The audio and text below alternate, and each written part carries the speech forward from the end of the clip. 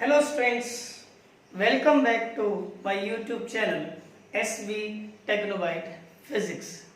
Students, आज हम uniformly accelerated motion पे ग्राफ बनाना सीखेंगे. स्टूडेंट्स, ग्राफ बनाने के लिए कुछ इंपॉर्टेंट टिप्स होती हैं. अगर आप उन टिप्स को अच्छे से समझ लेते हो तो आपको कोई भी सिचुएशन दे दी जाए, आपको किस भी तरह का ग्राफ दे दिया जाए, आप उसको बड़ा इजीली और बहुत कम टाइम में ग्राफ बना दोगे. तो पहले हम वो टिप्स सीखेंगे जिनसे आप आसानी से ग्राफ बना पाओ. तो देखिए स्टूडेंट्स, हमारे पास इंपॉर्टेंट टिप्स हैं और वो क्या है? Important tips for graph. Students, मान लीजिए हमारे पास कोई भी दो क्वांटिटीज हैं ए और बी, हमें उनके बीच में ग्राफ बनाना है. ठीक है, दो क्वांटिटी क्या है? ए और बी, उनके बीच में ग्राफ बनाना है. और पहला केस हम ये लेके चलते हैं कि भाई उनमें से एक क्वांटिटी कांस्टेंट है, सिर्फ एक क्वांटिटी चेंज हो रही है. मान लिया जाए ए कांस्टेंट है और बी चेंज हो रही है. तो आप इस बात का ध्यान रखें कि अगर एक क्वांटिटी जो कांस्टेंट है वो चेंज नहीं हो रही तो ग्राफ सिर्फ उस तरफ बढ़ेगा जो क्वांटिटी चेंज होती है, और जो कांस्टेंट क्वांटिटी है ग्राफ उसकी तरफ ना तो ऊपर की तरफ आप ले जा सकते ना ही नीचे की तरफ, क्योंकि वो तो चेंज ही नहीं होती है. मान लिया शुरू में ही ए की वैल्यू ये है तो कुछ टाइम बाद भी ए की वैल्यू इतनी ही है, यानी कि इससे ऊपर नहीं गई नीचे नहीं गई. यानी कहने का मतलब ये है यहाँ पे कि भाई टी जरूर बढ़ेगा लेकिन ए नहीं बढ़ेगा. तो ग्राफ जो है वो पैरेलल आएगा. कैसे? सपोज कीजिए स्टूडेंट्स कि ये कोई दीवार है, ठीक है, और इससे मैं 5 मीटर डिस्टेंस पे खड़ा हूं. यहां पे ऑलरेडी कितने डिस्टेंस पे खड़ा हूं? 5 मीटर. तो मान लीजिए है 5 मीटर. अब क्या है कि मैं इस जगह पे खड़ा ही हूं, बड़ा आलसी हूं, ना मैं आगे जाता हूं ना पीछे जाता हूं, वहां पे अड़ा खड़ा हूं बिल्कुल. ठीक है, तो क्या है कि मुझे कह दिया जाए कि अपना डिस्टेंस टाइम ग्राफ बना के दिखाइए. तो आप कैसे बनाओगे कि भाई मैं 5 मीटर पे खड़ा हूं तो डिस्टेंस है 5 मीटर मेरी शुरू में ही, जब टाइम 0 है. ठीक है, लेकिन उसके बाद क्या हो रहा है कि भाई मैं तो अपनी जगह ही खड़ा हूं ना, डिस्टेंस तो 5 ही रहेगी ना. यानी कि ना तो ग्राफ 5 मीटर से ऊपर ले जा सकते हम ना नीचे लेकर जा सकते, क्योंकि मैं तो 5 मीटर पे खड़ा हूं. लेकिन टाइम जो है स्टूडेंट्स, टाइम की तरफ ग्राफ बढ़ता जाएगा, क्योंकि टाइम तो चलता है ना, टाइम तो बढ़ता ही जाता है, टाइम तो रुकता ही नहीं है. इसलिए यहाँ पे अगर मैं रेस्ट पे हूं, अगर मैं एक जगह खड़ा हूं तो डिस्टेंस को मैं चेंज नहीं करूंगा, लेकिन टाइम जो है वो इंक्रीज होता जाएगा. ऐसे में graph parallel to time axis बन जाएगा, पैरेलल बन जाएगा. तो आप याद रखना कि अगर एक क्वांटिटी जो कांस्टेंट है और दूसरी चेंज होती है तो जो क्वांटिटी कांस्टेंट है उसकी तरफ ग्राफ चेंज नहीं होगा, और जो वेरिएबल है जो बदल रही है ग्राफ उसकी तरफ इंक्रीज हो जाएगा.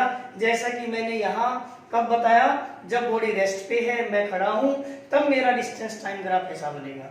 ठीक है, ये है पहला केस. केस नंबर सेकंड देखिए. केस सेकंड क्या है कि अगर क्वांटिटी बी के बढ़ने से ए बढ़ती हो, बी बढ़ेगा तो ए बढ़े, बी घटे तो ए घटे. ठीक है, ये कब है?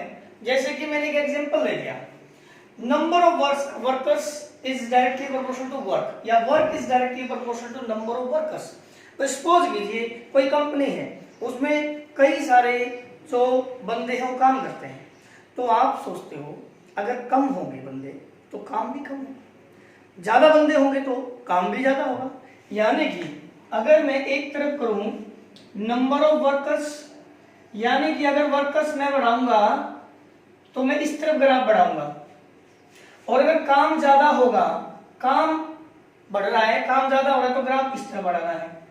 तो देखो स्टूडेंट्स, मान लिया कोई वर्कर नहीं था, वर्कर 0 था तो काम भी नहीं था, यानी कि कोई वहां है नहीं तो काम कहां से होगा.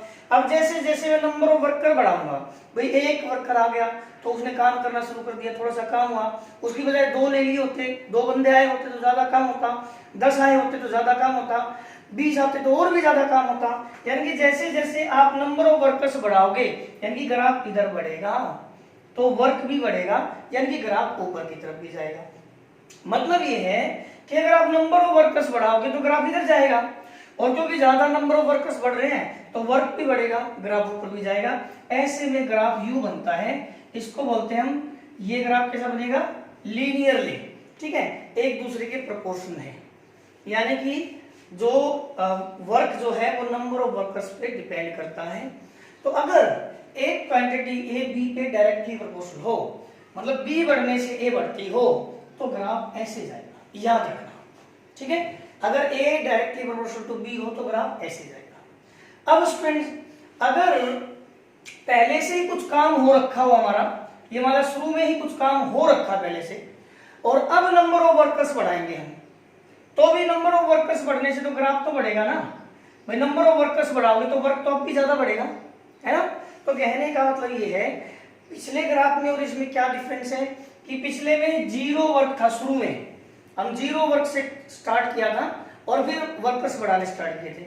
अब मान लिया जाए हमारा पहले से कुछ काम हो रखा है और अब नंबर ऑफ वर्कर्स बढ़ाएंगे, तो अब भी स्टूडेंट्स नंबर ऑफ वर्कर बढ़ाओगे ना तो वर्क तो अब भी बढ़ेगा, यानी कि 10 के बजाय 20 बंदे लगा दोगे तो काम बढ़ जाएगा, ज्यादा काम होगा, और 20 की बजाय 30 बंदे बढ़ा कर दोगे तो काम और बढ़ जाएगा, यानी कि ज्यादा काम होगा।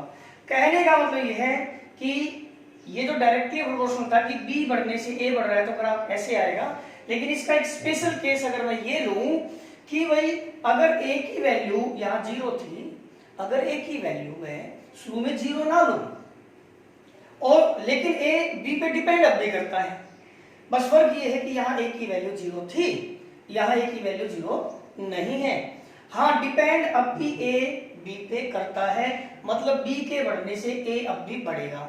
तो बस हम ए की वैल्यू 0 नहीं लेंगे, यानी कि यहाँ से ग्राफ 0 से स्टार्ट किया था या 0 से नहीं शुरू करेंगे, लेकिन अब भी बी बढ़ेगा तो ए बढ़ेगा, यानी कि ग्राफ आगे भी जाएगा और ऊपर भी जाएगा। बस फर्क इतना है कि ए की वैल्यू 0 नहीं। फिर है स्टूडेंट्स, ये इसका स्पेशल केस हो गया। फिर है अगर a is directly proportional to B square, मतलब कैसे कि भाई सपोज कीजिए कि हमारे पास a is directly proportional to B square है। इसका मतलब क्या हुआ कि अगर मैं b को 1 करूं तो a की वैल्यू 1 है, ठीक है स्टूडेंट्स, लेकिन b की वैल्यू 2 करूं तो a की वैल्यू क्या आएगी, 4 आएगी, है ना, क्योंकि a तो b स्क्वायर है तो 2 का स्क्वायर 4। अगर एक b की वैल्यू में 3 करता हूं तो 3 का स्क्वायर क्या आएगा, 9, तो a की वैल्यू 9 आएगी। तो अगर मैं b की वैल्यू 4 करूं तो a की वैल्यू क्या आएगी, a की वैल्यू आएगी 16। अगर मैं b की वैल्यू 5 करता हूं तो a की वैल्यू क्या आएगी 25। इसका मतलब क्या है, a तो बढ़ रहा है, सॉरी b तो बढ़ ही रहा है, a भी बढ़ रहा है, इसमें कोई प्रॉब्लम नहीं है, दोनों ही बढ़ रहे हैं। लेकिन देखो यहाँ 1 से 2, b की वैल्यू 1 से 2 हुई, कितनी बढ़ी b की वैल्यू 1 बढ़ी, लेकिन a की वैल्यू कितनी बढ़ी 3 बढ़ गई, 1 से 4 हुआ। अगले केस में जब b की वैल्यू 2 से 3 की हमने तो b की वैल्यू तब भी 1 बढ़ी, लेकिन a की वैल्यू कितनी बढ़ी, 4 से 5 होती, 4 से 9 होती 5 बढ़ गई। मतलब क्या है कि गौर कीजिए, b तो यहां से यहां 1 बढ़ा, लेकिन a यहां से यहां 3 बढ़ा, b यहां से यहां 1 बढ़ा और a यहां से यहां 5 बढ़ा, b 3 से 4 1 बढ़ा, लेकिन a 9 से 16 कितना बढ़ा, 7 बढ़ा, है ना।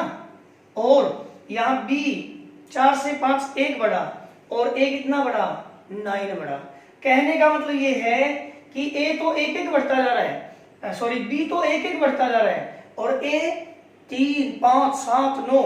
अगर आगे देखो इसको मैं 6 करूं तो ये कितना हो जाएगा 36, यानी कि 5 से 6, b की वैल्यू 5 से 6 हुई है, यानी कि 1 बढ़ी है, लेकिन a की वैल्यू 25 से 36 यानी कि 11 बढ़ी है। तो हम क्या देख रहे हैं यहाँ पे कि b कम बढ़ रहा है और a बड़ा स्पीड से बढ़ रहा है, a बड़ा तेजी से बढ़ रहा है। b तो 1 बढ़ रहा है और a 3 5 7 9 ऐसे बढ़ता जा रहा है। आप यहां से भी देख सकते हो कि भाई ये 1 ये 2 होते ये 4, ये 3 होते ये 9, ये 4 होती है 16, ये 5 होती है 25, ये 6 होती है 36। मतलब कौन ज्यादा बढ़ेगा, तो आप कहोगे जी ए तेजी से बढ़ेगा। तो अगर आप ग्राफ बनाने लग जाओ, इधर b इधर a, तो क्या होगा, b की तरफ ग्राफ बढ़ाओगे तो सही आप, लेकिन a की तरफ बड़ा तेजी से बढ़ाना है, तो a की तरफ तेजी से बढ़ाना तो ग्राफ यूं तेजी से a की तरफ बढ़ जाएगा। तो ये कब है, जब a is directly proportional to b square. तो आप इस बात को हमेशा के लिए ध्यान रखना कि जब डायरेक्टली प्रोपोर्शनल टू स्क्वायर हो कोई quantity, directly proportional to square, तो ग्राफ ऐसे ही बढ़ेगा, ठीक है। ये तीसरा है inversely proportional, fourth sorry, a is inversely proportional to b, मतलब कि अगर b बढ़ेगा तो a घटेगा, b घटेगा तो a बढ़ेगा। इनवर्सली प्रोपोर्शनल रिलेशन है। कैसे कि भाई मान लिया जाए हमें कोई डिस्टेंस कवर करनी है, तो अगर मैं स्पीड बढ़ाऊं तो बताओ टाइम कम लगेगा या ज्यादा?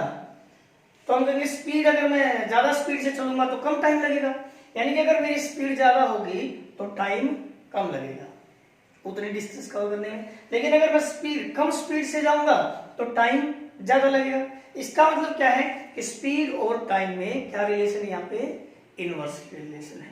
तो यहां अगर स्पीड और टाइम के बीच में ग्राफ बनाना पड़े स्टूडेंट्स, तो ये जो इनवर्स रिलेशन है, तो इनवर्स के लिए ऐसे ग्राफ आता है, कर्व, हमेशा के लिए। तो जब भी आपको दो क्वांटिटीज ऐसी नजर आए जिनमें आपको ये लगता है कि एक क्वांटिटी के बढ़ने से दूसरी क्वांटिटी घटती है या एक के घटने से दूसरी क्वांटिटी बढ़ती है, तो आप ऐसे कर्व्ड ग्राफ बना दो, आपको सोचने की जरूरत नहीं, ठीक है। तो बस आपको क्या करना है कि अगर दो क्वांटिटीज के बीच में ग्राफ बनाना है और उनमें से एक कांस्टेंट है, तो ग्राफ पैरेलल जाएगा, ठीक है, ओके। अगर दोनों बढ़ रही है एक साथ प्रोपोर्शन में, तो दोनों तरफ ग्राफ आप बढ़ाओगे। लेकिन अगर एक क्वांटिटी शुरू में 0 पे नहीं है, उसकी वैल्यू, उसकी कुछ शुरू में वैल्यू है और बाद में वो a is directly proportional b है, इसको फॉलो कर रहे हैं, तो ग्राफ तो ऐसे ही जाएगा, लेकिन 0 से स्टार्ट नहीं करोगे क्योंकि a की शुरू में कुछ वैल्यू थी, तो कुछ वैल्यू से स्टार्ट हो जाएगा। अगर a is directly proportional to b square है तो ये ग्राफ जाएगा, और a इज इनवर्सली प्रोपोर्शनल हो, यानी कि दो क्वांटिटी अगर एक दूसरे के इनवर्सली डिपेंड करती हो तो ग्राफ ऐसे आएगा। आइए स्टूडेंट्स अब इन टिप्स का यूज करेंगे और हम यहाँ पे यूनिफॉर्मली एक्सेलरेटेड मोशन पे ग्राफ बनाएंगे डिफरेंट सिचुएशंस पे। स्टूडेंट्स, अगर किसी ने हमारी लास्ट वीडियोस नहीं देखी और उसको एक्सेलरेशन और यूनिफॉर्म एक्सेलरेशन नहीं पता है, तो मैं 1 मिनट के लिए बता देता हूं। स्टूडेंट्स, एक्सेलरेशन का मतलब होता है, एक्सेलरेशन मीन्स होता है change in velocity with time, यानी कि अगर वेलोसिटी चेंज होती है टाइम के साथ तो हम कहेंगे कि बॉडी एक्सेलरेटेड है, और अगर वेलोसिटी चेंज नहीं होते तो वो एक्सेलरेशन उसमें नहीं है। अब हमारा जो ये टॉपिक है वो यूनिफॉर्म एक्सेलरेशन पे है। तो क्योंकि आपको बताया एक्सेलरेशन का क्या मतलब होता है, चेंज इन वेलोसिटी, और यूनिफॉर्म का मतलब एक जैसा, तो यूनिफॉर्म एक्सेलरेशन का मतलब हो गया यूनिफॉर्म तो ये रहा, और एक्सेलरेशन का मतलब चेंज इन वेलोसिटी, यानी कि स्टूडेंट्स, यानी कि एक्सेलरेशन वर्ड जहां पे है ना, वहां वेलोसिटी तो चेंज हो ही रही है। आप यूनिफॉर्म समझ के ये मत मान लेना कि वेलोसिटी नहीं चेंज हो रही। एक्सेलरेशन का मतलब ही होता है चेंज इन वेलोसिटी। लेकिन ये यूनिफॉर्म फिर क्या हुआ, तो यूनिफॉर्म का मतलब हुआ जो वेलोसिटी में चेंज आ रहा है ना, वो यूनिफॉर्म आ रहा है, यानी कि बराबर टाइम में बराबर वेलोसिटी चेंज हो रही है। मान लिया शुरू में जब टाइम 0 था तो वेलोसिटी 0 थी, लेकिन 1 सेकंड बाद वेलोसिटी बढ़ के 5 मीटर पर सेकंड हो गई, ठीक है। 2 सेकंड बाद वेलोसिटी बढ़ के 10 मीटर पर सेकंड हो गई, 3 सेकंड बाद वेलोसिटी बढ़ के 15 मीटर पर सेकंड हो गई। आप क्या देख रहे हो यहाँ पे कि वेलोसिटी तो चेंज हो रही है लेकिन बराबर टाइम में बराबर हो रही है। इसको हम यूनिफॉर्म एक्सेलरेशन बोलते हैं कि velocity is changing with uniform rate, यानी कि वेलोसिटी इक्वल टाइम में इक्वल वेलोसिटी चेंज होती है। तो ऐसे सिचुएशन पे हम ये ग्राफ है जो आपको अभी समझाएंगे। जैसे पहला ग्राफ है एक्सेलरेशन टाइम ग्राफ, ये यूनिफॉर्म एक्सेलरेटेड मोशन में। तो क्योंकि स्टूडेंट्स यूनिफॉर्मली एक्सेलरेटेड मोशन है तो एक्सेलरेशन क्या है, यूनिफॉर्म का मतलब एक जैसा मतलब कांस्टेंट। तो हमें एक्सेलरेशन और टाइम के बीच में ग्राफ बनाना है जहां पे एक्सेलरेशन क्या है, कांस्टेंट है स्टूडेंट्स। तो एक्सेलरेशन कांस्टेंट है, तो आपको पता है एक क्वांटिटी कांस्टेंट है, टाइम कांस्टेंट नहीं है।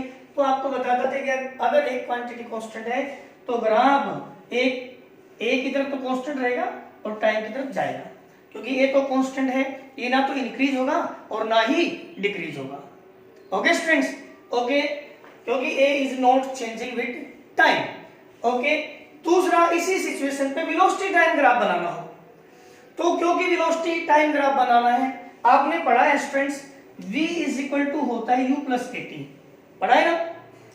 अगर मान लिया जाए इनिशियल वेलोसिटी जीरो है, यानी कि हम जीरो से स्टार्ट करें, हमारी स्टार्टिंग में वेलोसिटी जीरो है और फिर हमने वेलोसिटी बढ़ाना स्टार्ट किया है, तो students v is equal to zero plus A T या v is equal to A T, ठीक है, v is equal to A T, और a तो खुद कांस्टेंट है, a तो बदलेगा नहीं। मतलब मैं कह दूं कि y is equal to 4x, तो भाई 4, ये तो 4 रहेगा, तो x की वैल्यू अगर 1 रखूं तो y की वैल्यू 4 आई, x की वैल्यू 2 रखूं तो y की वैल्यू 8 आई, x की वैल्यू 3 रखूं तो y की वैल्यू 12 आई। इसका मतलब y किस पे डिपेंड करता है, x पे डिपेंड करता है, x बढ़ेगा तो y बढ़ेगा, यानी कि y is directly proportional to x। बिल्कुल ऐसे a तो कांस्टेंट है, जैसे कि यहाँ 4 था, तो टाइम चेंज होगा तो वेलोसिटी चेंज होगी, टाइम इंक्रीज होगी तो वेलोसिटी इंक्रीज होगी, टाइम डिक्रीज होगा तो वेलोसिटी डिक्रीज होगी। इसका मतलब velocity is directly proportional to time, यानी कि वेलोसिटी और टाइम में यहाँ जो रिलेशन है स्टूडेंट्स, वो क्या है, डायरेक्टली प्रोपोर्शनल का। और अगर डायरेक्टली प्रोपोर्शनल का रिलेशन है तो हमने बताया था जब भी दो क्वांटिटी डायरेक्टली प्रोपोर्शनल होगी तो ग्राफ ऐसे जाएगा। तो स्टूडेंट्स वेलोसिटी और टाइम में ऐसा ग्राफ बन गया, क्योंकि वेलोसिटी टाइम के डायरेक्टली प्रोपोर्शनल है। ये इक्वेशन भी आपको ये शो कर रही है। ये वाला ये केस हो गया। लेकिन आपको बताया था कि अगर बॉडी एक क्वांटिटी शुरू में ही कोई वैल्यू है, जैसे यहां तो थी कि अगर वेलोसिटी शुरू में जीरो थी, देखो u जीरो थी, लेकिन अगर u जीरो नहीं है, मान लिया मैं बाइक चला रहा हूं और मेरी वेलोसिटी है 40 किलोमीटर पर आवर, ठीक है, शुरू में है ये 40 किलोमीटर पर आवर, और फिर मैंने एक्सेलरेटर से वेलोसिटी बढ़ानी स्टार्ट कर दी, तो जैसे जैसे टाइम बढ़ेगा वेलोसिटी भी बढ़ेगी, है ना। पहले 40 थी तो मैंने शुरू में 40 दिखा दी, अब क्या हो रहा है, 2 सेकंड बाद 50 हो गई, 3 सेकंड बाद 60 हो गई, 4 सेकंड बाद 70 हो गई, यानी कि टाइम बढ़ने के साथ साथ वेलोसिटी अब भी बढ़ रही है। तो कहने का मतलब यह है इसमें और इसमें फर्क इतना ही है, सिर्फ यहाँ इनिशियल वेलोसिटी को हम जीरो लेके चले थे और यहाँ शुरू में ही कुछ वेलोसिटी थी, ठीक है। ग्राफ वैसा का वैसा बनेगा, लेकिन हम जीरो से स्टार्ट नहीं कर रहे हैं। ओके स्टूडेंट्स, तो ये था स्पेशल केस कि भाई जब इनिशियल वेलोसिटी जीरो नहीं थी, एक्सेलरेशन तो कांस्टेंट है ही, तो भी वेलोसिटी आप देख सकते हो ये डायरेक्टली प्रोपोर्शनल ही रहेगा। अब मैं ये ग्राफ आप नोट करना चाहो नोट कर सकते हो, ठीक है। अब इसी का जो थर्ड केस है स्टूडेंट्स, ये वाला a is directly proportional to b square, ये कौन सा केस होगा देखना, केस 3। केस 3 क्या है स्टूडेंट्स, हम इसी केस के लिए पोजीशन टाइम ग्राफ बनाएंगे। पोजीशन टाइम क्या होता है, यानी कि डिस्टेंस या डिस्प्लेसमेंट का ग्राफ बनाना है। जैसे जैसे टाइम बढ़ेगा वैसे वैसे डिस्टेंस का ग्राफ कैसे बढ़ेगा, तो पोजीशन टाइम ग्राफ देखिए क्या है। देखो स्टूडेंट्स, क्या आपने ये पढ़ा है s is equal to UT plus half AT square, पढ़ा है ना, वेरी गुड। s क्या है डिस्टेंस, u क्या है इनिशियल वेलोसिटी और a है एक्सेलरेशन। तो हमारे पास मान लें इनिशियल वेलोसिटी है जीरो, स्टार्ट किया हमने रेस्ट से और फिर वेलोसिटी बढ़ना शुरू हो गई, और अगर इनिशियल वेलोसिटी जीरो है तो ये आ गया हाफ एटी स्क्वायर। अब a क्या है, a तो हमारा कांस्टेंट है ना, क्योंकि यूनिफॉर्मली एक्सेलरेटेड मोशन है, तो ये दो चीजें तो कांस्टेंट हो गई, ये तो ना घटेंगी ना बढ़ेगी। इसका मतलब क्या हुआ, t चेंज होगा तो s चेंज होगा, t इंक्रीज होगा तो s इंक्रीज होगा, t डिक्रीज होगा तो s डिक्रीज होगा। यहाँ क्या रिलेशन आया इनके बीच, s is directly proportional to t square, s is directly proportional to t square. और ऐसा तो हमने कहाँ देखा था, a is directly proportional to b square. इसका मतलब अब अगर आपको यहाँ पे डिस्टेंस और टाइम के बीच ग्राफ बनाना हो तो कैसा बनेगा, u, ठीक है, क्योंकि टी स्क्वायर के डायरेक्टली प्रोपोर्शनल है ना, जैसे बी स्क्वायर के डायरेक्टली प्रोपोर्शनल होता है ए, तो ग्राफ ऐसे बन जाएगा। ठीक है स्टूडेंट्स, अब इसके अलावा मैं कुछ स्पेशल केसेस और लेता हूं। ये तो यूनिफॉर्मली एक्सेलरेटेड मोशन कहते हैं, यानी कि जब एक्सेलरेशन यूनिफॉर्म हो। अब मैं आपको कुछ केसेस और करा रहा हूं, वो देखिए क्या है कि मान लिया जाए हमारे पास यूनिफॉर्म मोशन होता, यूनिफॉर्म मोशन, तो एक बात ध्यान देना स्टूडेंट्स, यूनिफॉर्म मोशन का मतलब होता है जब वेलोसिटी एक जैसी हो, ठीक है, वेलोसिटी एक जैसी हो, यानी कि बराबर टाइम में बराबर डिस्प्लेसमेंट कवर करती हो कोई बॉडी। इसमें और इसमें बहुत डिफरेंस है। ये यूनिफॉर्मली एक्सेलरेटेड थी। यूनिफॉर्मली एक्सेलरेटेड का मतलब था कि वेलोसिटी में चेंज हो रहा है, लेकिन बराबर टाइम में बराबर वेलोसिटी चेंज हो रही है। यहाँ वेलोसिटी चेंज नहीं हो रही है। यूनिफॉर्म मोशन का मतलब है कि अगर मैं 40 की स्पीड से चल रहा था तो 40 की स्पीड से ही चल रहा हूं, वो यूनिफॉर्म मोशन है। ठीक है स्टूडेंट्स, तो यूनिफॉर्म मोशन में अगर हमें डिस्टेंस टाइम यानी कि पोजीशन टाइम ग्राफ बनाने के लिए कहा जाए, पोजीशन टाइम ग्राफ, ठीक है, तो यहां भी मैं पोजीशन टाइम ग्राफ पे भी दो सिचुएशन ले सकता हूं। पहला, when body is at rest, when body is at rest. अब क्वेश्चन ये आएगा कि सर अगर बॉडी रेस्ट पे है तो मोशन कहाँ है, when body is at rest, तो सर रेस्ट पे है तो आप तो लिख रहे हो मोशन, हाँ रेस्ट पे है, तो एक बार हम रेस्ट का ही केस ले लेते हैं कि भाई इधर मैंने दी पोजीशन और इधर लिया टाइम, तो क्योंकि रेस्ट पे है तो जो शुरू में जितनी डिस्टेंस पे है वो हमेशा के लिए, क्योंकि डिस्टेंस तो कांस्टेंट हो गई, क्योंकि रेस्ट पे है, अब डिस्टेंस तो ना बढ़ेगी ना घटेगी, तो डिस्टेंस कांस्टेंट है। और कांस्टेंट के केस में मैंने बताया था कि ऐसा ग्राफ बना दोगे आप, पहला केस था जो कांस्टेंट वाला, ठीक है, ये तो था जब बॉडी रेस्ट पे है। लेकिन ये वाला जो केस है यूनिफॉर्म मोशन में पोजीशन टाइम ग्राफ, तो क्या होता है स्टूडेंट्स, पोजीशन टाइम ग्राफ है, इसका क्या मतलब है कि अगर आप बराबर टाइम में बराबर डिस्टेंस कवर करते हो तो हमारी मोशन क्या है, यूनिफॉर्म है, वेलोसिटी जो है वो यूनिफॉर्म है। मतलब कि मान लिया जाए शुरू में हमारी जो डिस्टेंस है, जब टाइम 0 है तो डिस्टेंस भी 0 है मान लो, ठीक है, या डिस्टेंस शुरू में ही, जैसे कि मैं यहां से दीवार से पहले से 5 मीटर दूर खड़ा हूं तो डिस्टेंस है 5 शुरू में ही। अब मैं 1 सेकंड बाद 10 मीटर दूर चला जाऊं, 2 सेकंड बाद 15 मीटर दूर चला जाऊं, 3 सेकंड बाद 20 मीटर दूर चला जाऊं, ठीक है, तो ये भी हो सकता है। और ये भी हो सकता है कि अगर मैं शुरू में ही 0 डिस्टेंस पे हूं, बिल्कुल इस दीवार के साथ में हूं और दीवार से मेरी डिस्टेंस 0 है, तो 1 सेकंड बाद मेरी डिस्टेंस 5 मीटर हो गई, 2 सेकंड बाद डिस्टेंस 10 मीटर हो गई, 3 सेकंड बाद मेरी डिस्टेंस 15 मीटर हो गई, 4 सेकंड बाद मेरी डिस्टेंस 20 मीटर हो गई। इसका क्या मतलब है कि जैसे जैसे टाइम बढ़ रहा है वैसे वैसे डिस्टेंस भी बढ़ रही है। ठीक है स्टूडेंट्स, तो जैसे जैसे टाइम बढ़ रहा है वैसे वैसे डिस्टेंस भी बढ़ रही है। तो ये कौन सा केस है, A is directly proportional to B, और A is directly proportional to B वाला केस है तो आपका ग्राफ यूं जाएगा, इसके लिए यूनिफॉर्म मोशन के लिए। ठीक है, ये कौन सा था, position time graph. Uniform motion के लिए ही अगर मैं वेलोसिटी टाइम ग्राफ बनवाऊं, वेलोसिटी टाइम ग्राफ कौन से केस के लिए, यूनिफॉर्म मोशन के लिए। अब यूनिफॉर्म मोशन में आपको पहले बता चुका स्टूडेंट्स, यूनिफॉर्म मोशन का मतलब है कि वेलोसिटी एक जैसी रहेगी। मतलब ये है कि भाई अगर 40 की स्पीड से चल रही है बॉडी तो 40 की स्पीड से ही चलती जाएगी, यानी कि वेलोसिटी क्या रहेगी, कांस्टेंट। और अगर वेलोसिटी कांस्टेंट है, देखो सिचुएशन यही थी इस सिचुएशन का पोजीशन टाइम ग्राफ ये बना, और वेलोसिटी टाइम ग्राफ इस सिचुएशन का क्या बनेगा, क्योंकि वेलोसिटी कांस्टेंट है, मान लिया 40 किलोमीटर पर आवर है, तो 1 मिनट बाद भी 40 किलोमीटर पर आवर, 2 मिनट बाद भी, 3 मिनट बाद भी, यानी कि वेलोसिटी कांस्टेंट है, इसकी तरफ ग्राफ नहीं जाएगा, तो ये पैरेलल टू टाइम एक्सिस ऐसा ग्राफ आ जाएगा। ये इसका वेलोसिटी टाइम ग्राफ है स्टूडेंट्स।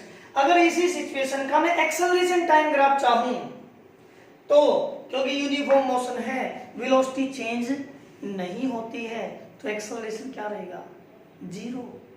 क्योंकि वेलोसिटी तो चेंज ही नहीं हो रही है, तो एक्सेलरेशन का तो मतलब होता है ना वेलोसिटी में चेंज। तो as velocity is not changing then acceleration is 0। तो सिर्फ क्या बनेगा, सिर्फ टाइम एक्सिस ही दिखेगा हमें, वो तो दिखा ही नहीं सकते एक्सेलरेशन तो, क्योंकि वो तो 0 है। ठीक है, अब मैं एक प्रैक्टिकल सा क्वेश्चन और लेता हूं, वो क्या कि भाई अगर मान लिया जाए हमारे पास बॉडी को ऊपर फेंक दिया, तो आपको पता है जब ऊपर फेंक देते हैं तो उस पर सिर्फ एक फोर्स काम करता है, वो है अर्थ का। ठीक है, तो अर्थ इसकी स्पीड को कम करेगी, अगर ऊपर फेंका है तो उसकी वेलोसिटी को घटाएगी। तो क्योंकि वेलोसिटी घटी किसके कारण, ग्रेविटी के कारण, अर्थ के अट्रैक्शन के कारण। तो क्योंकि अर्थ के अट्रैक्शन के कारण बॉडी की वेलोसिटी डिक्रीज हो रही है, तो इसको हम बोलेंगे एक्सेलरेशन ड्यू टू ग्रेविटी।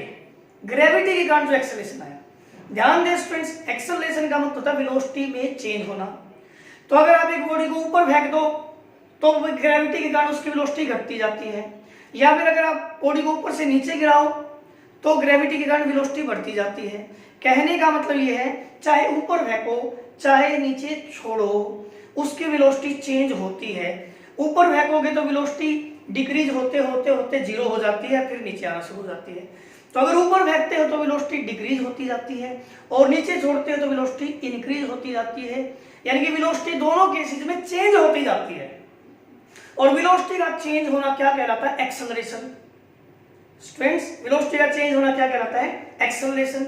और ये एक्सेलरेशन किसके कारण आ रहा है, ग्रेविटी के कारण। तो जो एक्सेलरेशन ग्रेविटी के कारण आता है, जो वेलोसिटी में चेंज ग्रेविटी के कारण आता है ना स्टूडेंट्स, उसको हम बोलते हैं एक्सेलरेशन ड्यू टू ग्रेविटी। एक बात को ध्यान से समझिए कि अगर मान लिया जाए यहां से मैंने एक बॉडी को गिराया, शुरू में उसकी वेलोसिटी 0 थी, ड्रॉप किया है, छोड़ा है, मेरे हाथ में मार्कर है, क्या वेलोसिटी इसकी 0, छोड़ूंगा तो क्या होगी इसकी, ये शुरू में है, 1 सेकंड बाद ही वेलोसिटी बढ़ के इसकी कितनी हो जाएगी, 9.8 मीटर पर सेकंड हो जाएगी। अगली 1 सेकंड बाद, यानी कि जब टाइम 2 सेकंड हो गया तो वेलोसिटी बढ़ के 19.6 मीटर पर सेकंड हो जाएगी। अगली 1 सेकंड बाद वेलोसिटी बढ़ के 29.4 मीटर पर सेकंड हो जाएगी, 29.4 मीटर पर सेकंड। ठीक है, तो आप क्या देख रहे हो, अगर मैं यहां एक्सेलरेशन निकालूं, एक्सेलरेशन क्या होता है, चेंज इन वेलोसिटी, ये अब हुई, ये पहले थी, तो चेंज इन वेलोसिटी हुई 9.8 minus 0, change in velocity upon time taken, कितना टाइम लिया है 1, तो यहाँ एक्सेलरेशन आया 9.8 इस बीच का।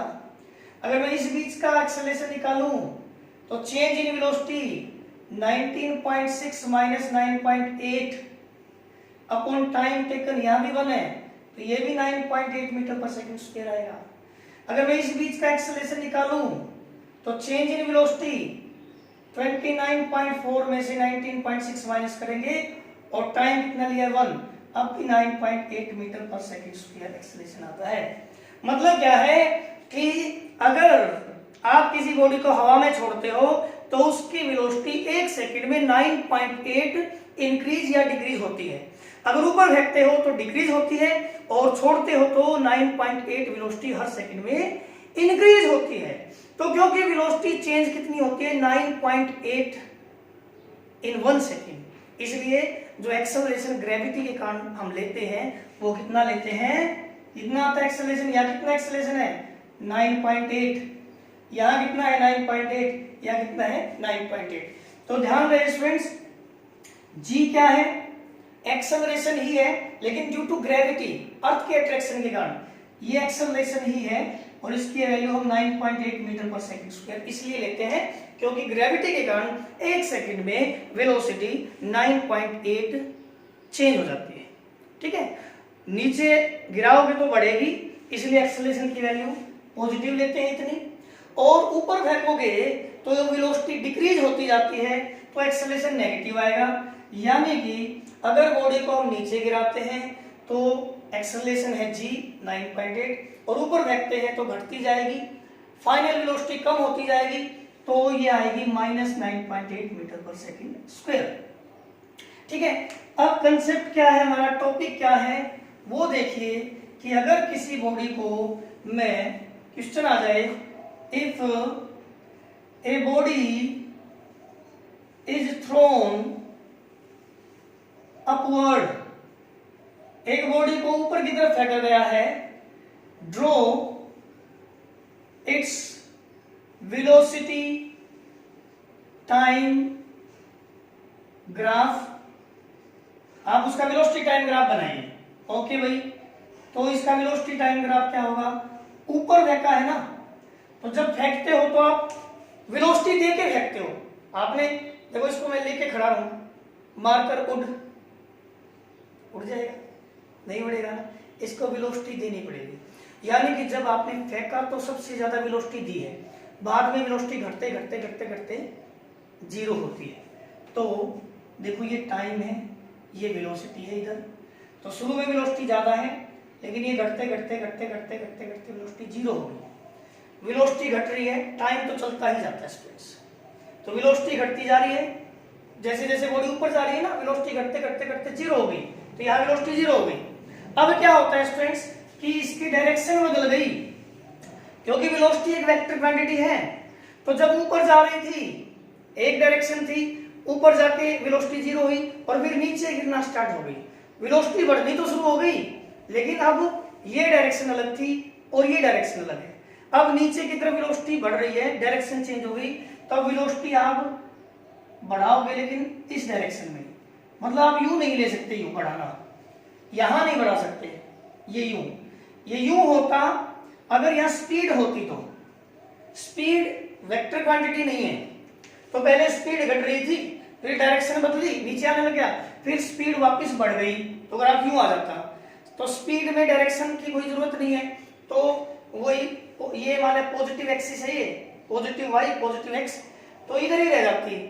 ठीक है, उसमें डायरेक्शन बदलने की जरूरत नहीं थी, लेकिन यहां तक पॉजिटिव है और फिर नेगेटिव दिखाने के लिए यूं वेलोसिटी वेक्टर क्वांटिटी। ठीक है स्टूडेंट्स, तो ये डिफरेंट सिचुएशंस पे ग्राफ थे। अगर मैं आपको, इसको बोलते हैं ना फ्री फॉल, फ्री फॉल का मतलब होता है जब कोई बॉडी ग्रेविटी के इफेक्ट में गिर रही है, यानी कि मैं इसको छोड़ दूं तो यहाँ इस पे और कोई फोर्स काम नहीं करता, सिर्फ ग्रेविटी काम कर रही है, अर्थ का अट्रैक्शन काम कर रहा है, तो मैं कहूं कि इसका ग्राफ बनाएं। आपको कह दिया जाए draw acceleration time graph, acceleration time graph when a body is dropped from some height, अगर एक बॉडी को कुछ हाइट से, body is drop from some height, एक बॉडी को कुछ हाइट से ड्रॉप किया गया है, उसका एक्सेलरेशन टाइम ग्राफ बनाइए। तो आप एक तरफ लोगे एक्सेलरेशन और एक तरफ लोगे टाइम। ठीक है, अब आपको पता है जब वो फ्री फॉल है, नीचे गिर रही है, तो एक्सेलरेशन कितना होता है 9.8 मीटर पर सेकंड स्क्वायर। ठीक है, क्योंकि आपको भी बताया था ग्रेविटी के कारण एक्सेलरेशन ये होता है, और जब तक नहीं गिर जाती हर एक सेकंड में वेलोसिटी कितनी इंक्रीज हो रही है 9.8, तो एक्सेलरेशन पूरे दौरान कितना रहना 9.8, इसका मतलब एक्सेलरेशन यहाँ पे क्या रहेगा कांस्टेंट, तो ग्राफ यूं आएगा। ठीक है, कब फ्री फॉल में।